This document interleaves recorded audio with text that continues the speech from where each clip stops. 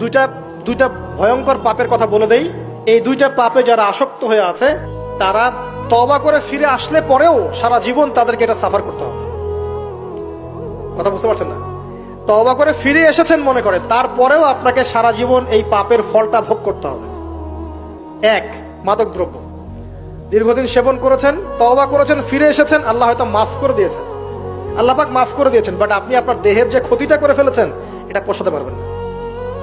এক নাম্বার। দুই, তখন আপনি যদি বিয়ে করেন আপনি স্ত্রীকে সন্তুষ্ট করতে পারবেন না। হ্যাঁ।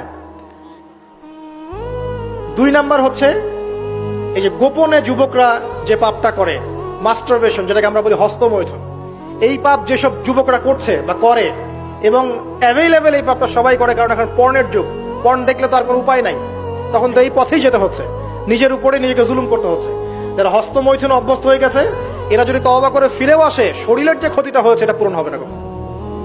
এখানে আপনার দেহের ক্ষতি, আপনার মস্তিষ্কের ক্ষতি, আপনার পরিবারের ক্ষতি, এমন আপনি যদি পরবর্তীতে গিয়ে পরিবার গঠন করতে চান আপনি সুখী পরিবারও গঠন করতে পারবেন না, কারণ ভিতর থেকে আপনি নিজেকে শেষ করে ফেলেছেন। গোপন পাপে লিপ্ত হবেন না। আপনি যৌবনকে ধরে রাখেন, ইনশাল্লাহ দেখবেন আপনি সারা জীবন এনজয় করতে পারবেন ইনশাল্লাহ। কিন্তু যদি এখন নিজেকে শেষ করে ফেলেন, এখন নিজেকে শেষ করে ফেললে আপনি বিয়ে করলে পরেও দেখবেন আপনি পস্তাচ্ছেন।